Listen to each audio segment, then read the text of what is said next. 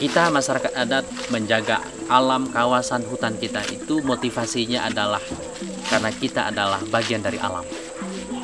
Menjaga alam semesta itu memang hidup kita, gaya hidup kita. Inti dari kehidupan adalah alam itu sendiri. Jika alam hilang, hancur atau disalahgunakan, itu seperti hidup kami telah berakhir. Karena hidup kami benar-benar tergantung pada lingkungan. Saat kita memanfaatkan hutan, niat kita tidak untuk menghancurkan, tetapi memanfaatkan dan memelihara hutan.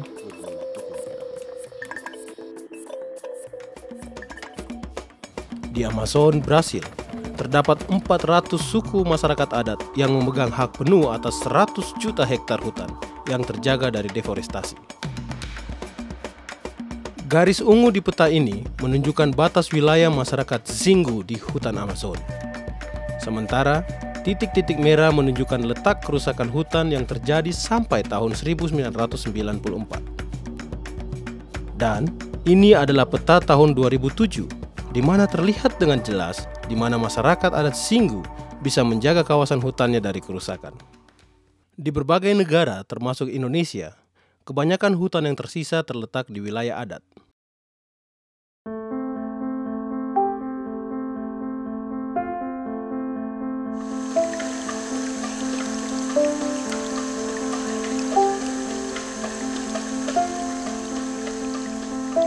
Indonesia memiliki hutan tropis terbesar ketiga di dunia. Terdapat sekitar 40 hingga 60 juta masyarakat adat hidup di sekitar hutan dan menggantungkan mata pencarian pada hutan. Saat ini, banyak pihak tertarik mengelola hutan tanpa menebang kayunya.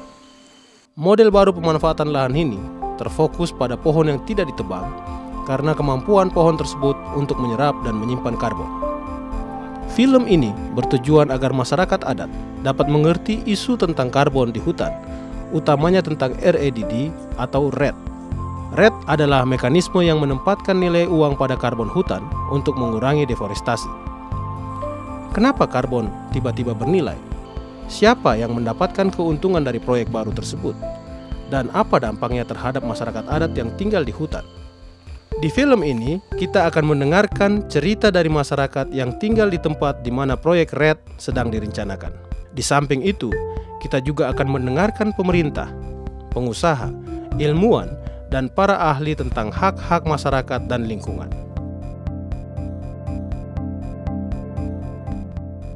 Pengurangan emisi karbon dari kerusakan hutan. RED adalah hal baru bagi semua orang. Emisi karbon dari kerusakan hutan. Masyarakat kita ini kebanyakannya tidak mengerti masalah RED itu, nggak mengerti sama sekali. Kalau kita bilang RED, apa RED? Yang artinya adalah mengurangi emisi gas rumah kaca dari deforestasi dan degradasi hutan. Deforestasi itu adalah perubahan hutan menjadi non-hutan, sedangkan degradasi itu adalah perubahan kualitas daripada tutupan hutan.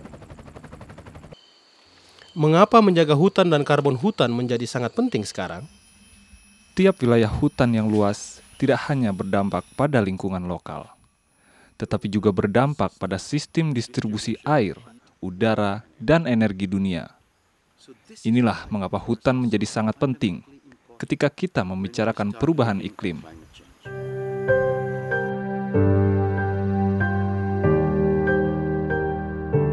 Deforestasi dan degradasi hutan menyumbang sekitar 15% gas rumah kaca yang menyebabkan perubahan iklim. Ahli tahu bahwa ternyata salah satu komponen yang menyebabkan munculnya gas rumah kaca itu adalah dari sektor kehutanan, yaitu terlepasnya gas rumah kaca karena akibat adanya hutan-hutan yang terbakar, adanya kemudian gambut yang kemudian terbakar, kemudian adanya kayu-kayu yang terbakar, sehingga kemudian adanya deforestasi, degradasi, sehingga kemudian memunculkan gas rumah kaca, sehingga kehutanan juga punya porsi yang menyumbang, ya, karena dikelola tidak baik, menyumbang kepada bertambahnya gas rumah kaca di atmosfer bumi ini. Namun, deforestasi dan degradasi hutan hanya salah satu penyebab perubahan iklim yang disebabkan oleh ulah manusia. Penyebab utamanya adalah penggunaan bahan bakar fosil seperti batu bara dan minyak bumi di negara-negara seperti Amerika, Inggris, dan Jepang. Negara-negara maju tersebut harus mengurangi emisi guna memperlambat laju perubahan iklim. Inilah yang disebut dengan mitigasi. Kalau kita bicara masalah mitigasi adalah upaya-upaya dari kita semua untuk melakukan pencegahan terhadap kegiatan-kegiatan yang menimbulkan emisi. Berbagai negara sedang mengembangkan teknologi untuk menciptakan energi bersih yang berasal dari matahari, laut, dan angin. Mereka juga mencari negara-negara berkembang seperti Indonesia untuk memberikan dana supaya mengurangi emisinya melalui perlindungan hutan.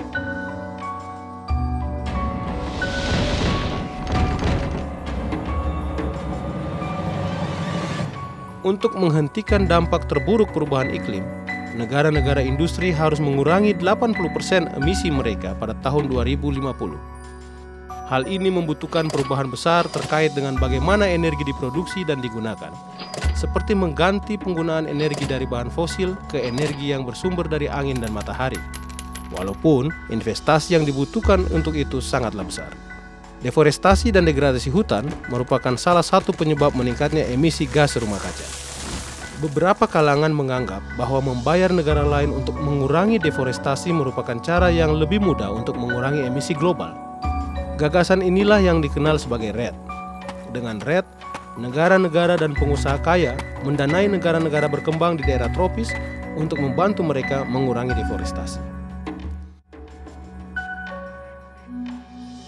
REDD menjanjikan pengurangan emisi gas rumah kaca, pengurangan kerusakan hutan, dan menyediakan pendapatan alternatif bagi pemerintah, perusahaan, dan masyarakat. Kalau dikatakan solusi buat perubahan iklim, saya pikir kalau semangatnya adalah hutan terjaga, kemudian reduksi karbon itu berjalan, itu mungkin iya. Kita bisa melakukan suatu bisnis yang bisa lestari. Dalam hal ini kita melindungi hutan dan kita dibayar. Saya sendiri lihat ada peluang dalam jangka panjang bahwa REDD ini bisa menjadi bagian daripada cara kita memanfaatkan hutan lestari Indonesia. Nah, pemerintah mungkin tidak mengatakan secara eksplisit atau secara langsung, tetapi dalam berbagai proposal mereka secara jelas di situ dikatakan bahwa isu ini menjadi penting bukan hanya karena mengatasi deforestasi, tapi juga sumber pendapatan baru. Salah satu alasan masyarakat tertarik pada REDD karena mereka berharap REDD dapat menjadi sumber mata pencarian baru buat mereka. Perubahan iklim adalah masalah global, dan kami dapat membantu dengan melindungi hutan kami. Tapi kami juga merasa bahwa dengan usaha kami untuk melindungi hutan, kami seharusnya mendapatkan pembayaran dari industri yang menghasilkan gas rumah kaca skala besar.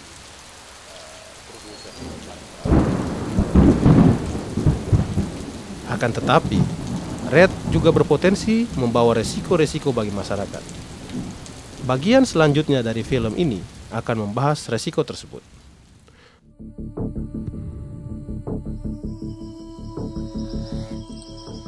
Bagaimana sebenarnya pembagian keuntungan skema REDD ini? Banyak masyarakat adat telah mendengar bahwa melindungi hutan dapat menghasilkan uang. Namun, ada satu aspek ketidakpastian dari REDD, yaitu bagaimana uang akan dibagikan ke pihak-pihak yang terlibat. Ada banyak pihak yang terlibat yang ingin mendapatkan bagian dari uang karbon. Beberapa uang hasil REDD akan diberikan ke perantara yang membantu mengatur kesepakatan karbon. Di bawah kebijakan Departemen Kehutanan, sebagian besar uang akan masuk ke pemerintah pusat. Bagian lain akan dibagi ke pemerintah daerah. Masih belum jelas apakah masyarakat akan mendapatkan bagian dari uang tersebut, dan jika iya, juga belum jelas apakah mereka bisa mendapatkan uang itu secara langsung. Kalau andainya kada dibayar dalam bentuk uang, siapa yang akan menerima? Apakah HPH? Kalau HPH yang menerima, hutan di Aceh punya HPH dia kada. Kan gitu.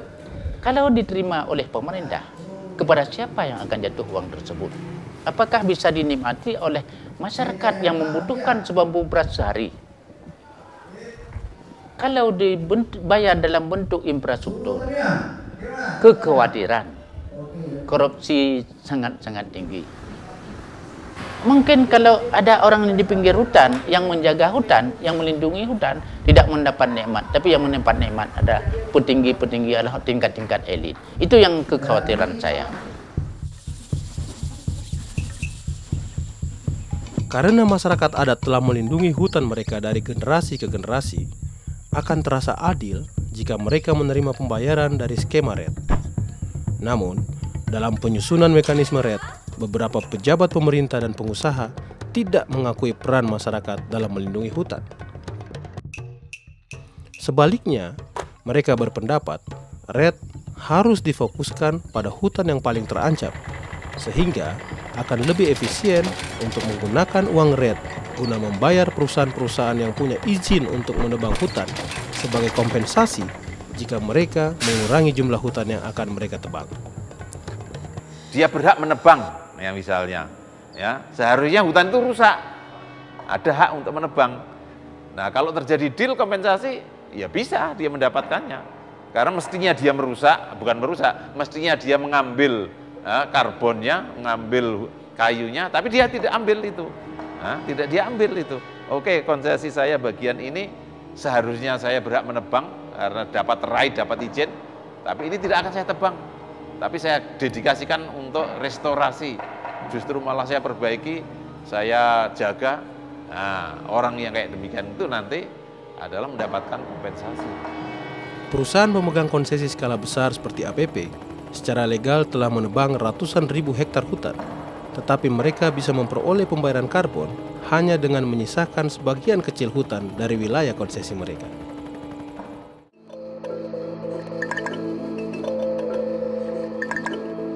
Sampai saat ini, masih belum jelas apakah RED dapat mengurangi emisi gas rumah kaca dan memperlambat perubahan iklim. Karena RED tidak pernah membicarakan tingginya permintaan bahan baku dari negara-negara industri kepada negara berkembang. Katakanlah untuk CPO, bahan tambang, kayu olahan. Selagi negara-negara industri masih menginginkan atau memiliki kebutuhan yang cukup tinggi atas bahan baku murah tersebut, maka selagi itu pula praktek konversi hutan atau deforestasi akan terus dilanjutkan. Anda boleh kemudian bicara skema perubahan iklim, mengatasi perubahan iklim, tapi investasi yang merusak itu terus masuk. Bagaimana bisa terjadi perubahan?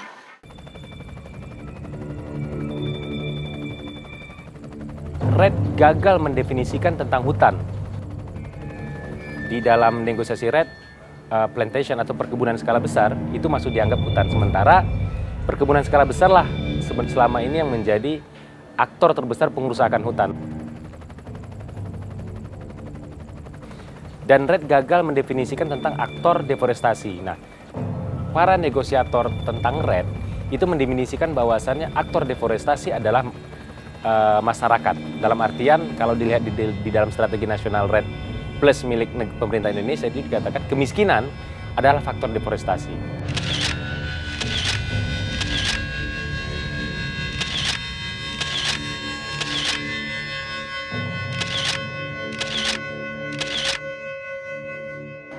Namun, penelitian di Indonesia dan internasional menunjukkan bahwa aktor utama penyebab deforestasi adalah perusahaan pemegang konsesi kayu skala besar dan perkebunan komersil. Ada sekitar 40 juta hektar perkebunan skala besar yang akan dikembangkan di Indonesia dalam 15 tahun ke depan. 70% dari lahan Indonesia berada di kawasan hutan negara yang masih terkontrol oleh Kementerian Kehutanan.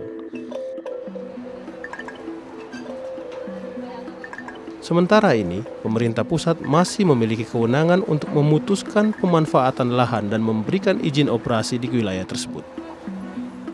Kebanyakan wilayah adat berada di wilayah yang sama. Resiko RET untuk masyarakat pertama-tama itu adalah soal hak masyarakat di sekitar atau di dalam kawasan hutan.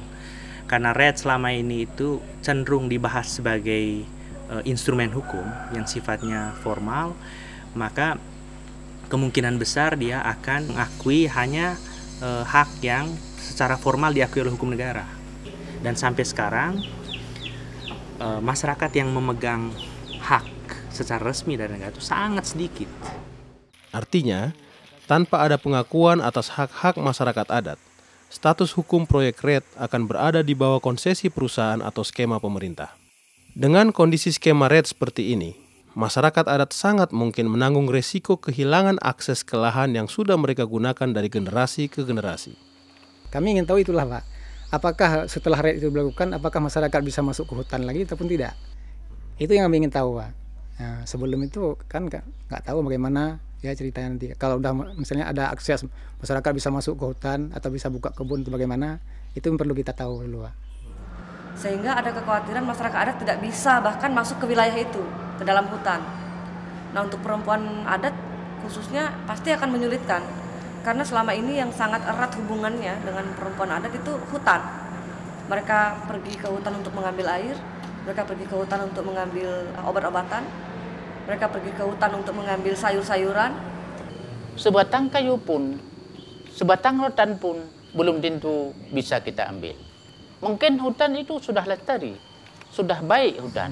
Tapi apa arti baik? Kita tidak bisa memanfaat. Selama ini, kebanyakan kebijakan konservasi telah membuat masyarakat adat kehilangan akses atas hutan mereka. Terus dengan adanya plang-plang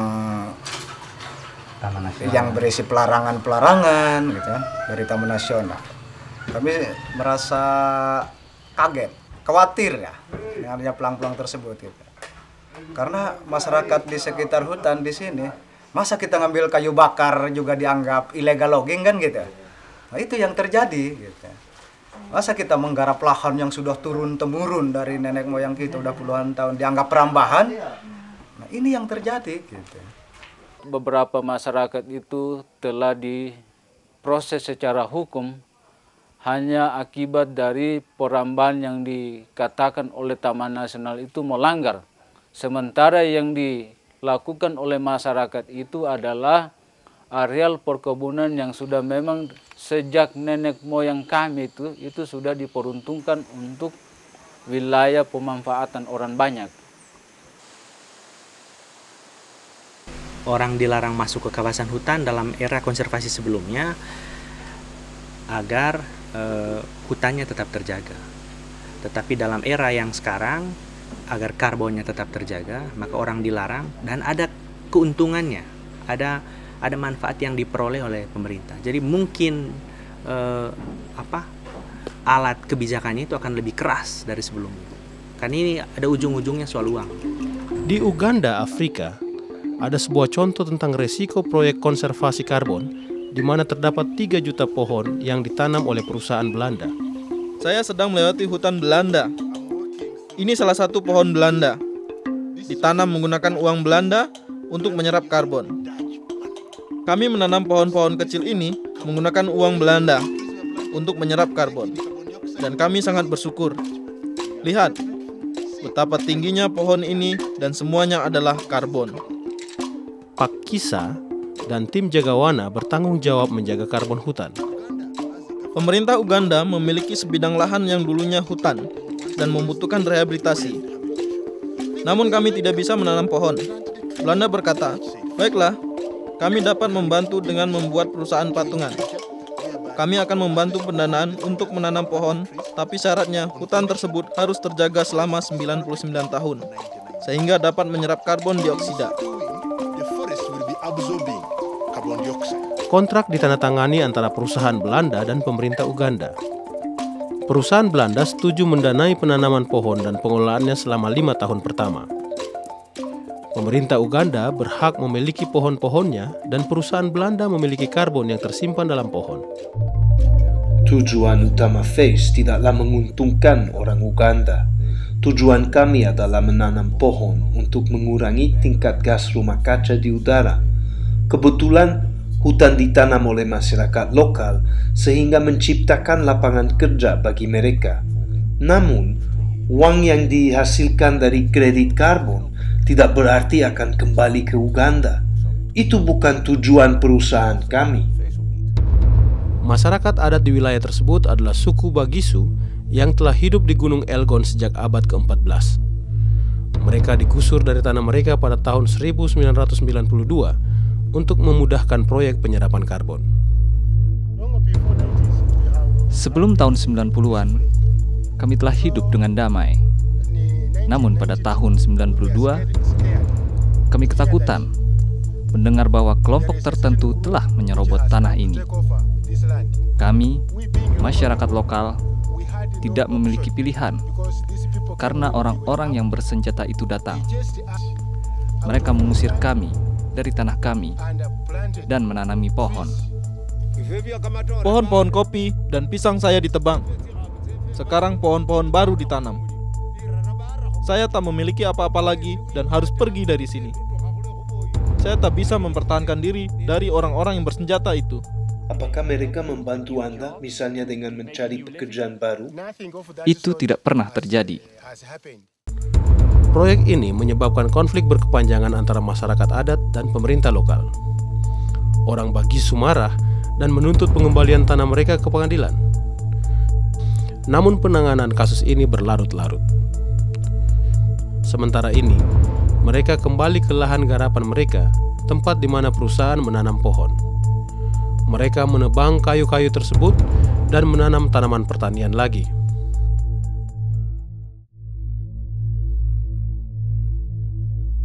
Dengan proyek RED di Indonesia, mungkin saja muncul konflik-konflik baru yang akan menambah jumlah lebih dari 7.000 permasalahan tanah yang sudah tercatat oleh Badan Pertanahan Nasional.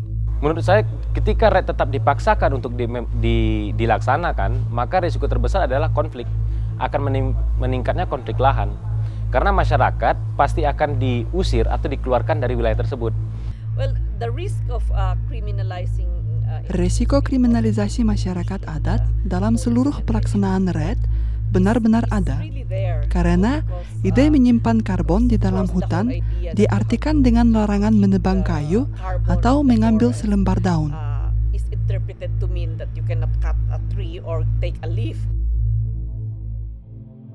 Banyak ketidakpastian tentang bagaimana pelaksanaan RED nanti. Kalau bicara tentang ketidakpastian di dalam RED, ada banyak hal ya, hampir semua tidak jelas. Di antaranya misal sumber pendanaan. Sampai dengan hari ini tidak jelas RED ini didanai oleh siapa dan oleh apa. Apakah lewat mekanisme pasar atau dana publik atau seperti apa, itu terkait sumber dana. Yang kemudian terkait dengan pembagian keuntungan. Sampai dengan hari ini tidak ada satupun skema yang bisa menjamin atau mengutamakan keselamatan rakyat dalam konteks pembagian keuntungan. Yang persoalan ketiga, ketidakpastian tentang pengakuan hak masyarakat adat atas sumber daya hutan. Sampai hari ini baik global ataupun di nasional, hal itu juga tidak disebutkan dengan jelas.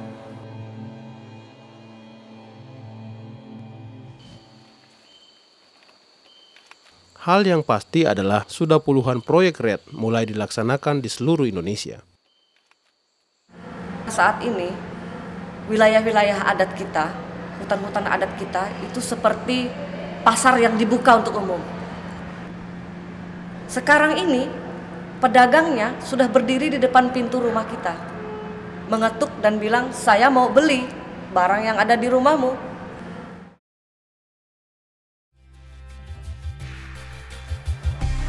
Mau tidak mau, masyarakat yang wilayahnya direncanakan menjadi percontohan RED harus bersiap diri. Mereka harus terorganisir dengan baik. Jadi kalau tidak terorganisir, bagaimana mereka boleh berunding? Nah, bagaimana mereka boleh memposisikan diri? Jadi ada prasyarat di kampung sendiri. Kita harus kompak, harus kuat, harus mengerti isunya, dan harus mempersiapkan diri sebelum kita melakukan negosiasi atau sebelum kita deal dengan semua proyek yang masuk di wilayah kita ini. Sangat penting untuk masyarakat adat menuntut hak-hak mereka atas FPIC atau FPIC, yang dalam bahasa Indonesia diartikan persetujuan bebas didahulukan dan diinformasikan. FPIC juga berarti masyarakat adat memiliki hak untuk memetahkan wilayahnya dan aset-asetnya. Di kampung mereka sendiri, mereka harus sudah mulai memetakan bahwa hutan, pohon maupun karbonnya itu adalah hak mereka. Kalau belum selesai batas wilayah, REDD tunggu dulu. Masyarakat memiliki hak-hak memilih wakil mereka di dalam setiap negosiasi yang ada. Dengan FPIC, masyarakat juga memiliki hak untuk mendapatkan informasi penuh mengenai proyek RED dari pemerintah, perusahaan, dan pihak-pihak lain. Oleh sebab itu, penting sekali di dalam komunitas-komunitas masyarakat adat, pemerintah memberikan informasi yang benar, yang baik dan benar, artinya terbuka, baik dampak maupun keuntungan dari suatu proyek, memberikan informasi yang seluas-luasnya kepada komunitas. Masyarakat juga memiliki hak terlibat dalam rancangan, pelaksanaan, dan pengawasan proyek RED di daerah mereka. Dalam perencanaannya kita diwajibkan melibatkan masyarakat adat. Dari sejak perencanaan, pengambilan hasil, pemanfaatan hasil, dan pengawasan. Jadi semua lini itu masyarakat adat perlu dilibatkan. Mereka punya hak terlibat dalam pembuatan kebijakan RED atau meminta bantuan dari pihak lain untuk melakukan hal tersebut. Dalam hal ini berhadapan dengan pemerintah maupun investor RED, masyarakat harus, saya kira, mengambil posisi yang tegas berkaitan dengan haknya. Dan itu bisa antara lain dengan langsung menegosiasikan hak itu dalam proses perumusan kebijakan yang ada. Apapun alasannya, apapun kebijaksanaannya, ya, harus membuat undang-undang, peraturan yang pro juga dengan masyarakat adat. Bukan berarti membuat undang-undang atau peraturan itu hanya pro dengan penguasa, pro dengan negara kaya, pro dengan orang yang bermodal. Jadi itu mohon bagi para parlemen internasional maupun nasional, harus diakui keberadaan hak-hak masyarakat adat. Di atas semua itu, FPIC memberi masyarakat hak untuk memutuskan apakah mereka menolak atau menerima proyek RED di wilayah mereka. Ada hak masyarakat untuk mengatakan ya atau tidak. Di situ nanti masyarakat akan bisa menganalisakan apakah ini program perusahaan wajib diterima atau ditolak. Itu merupakan suatu wadah di mana mereka bisa menerima dan menolak REDD.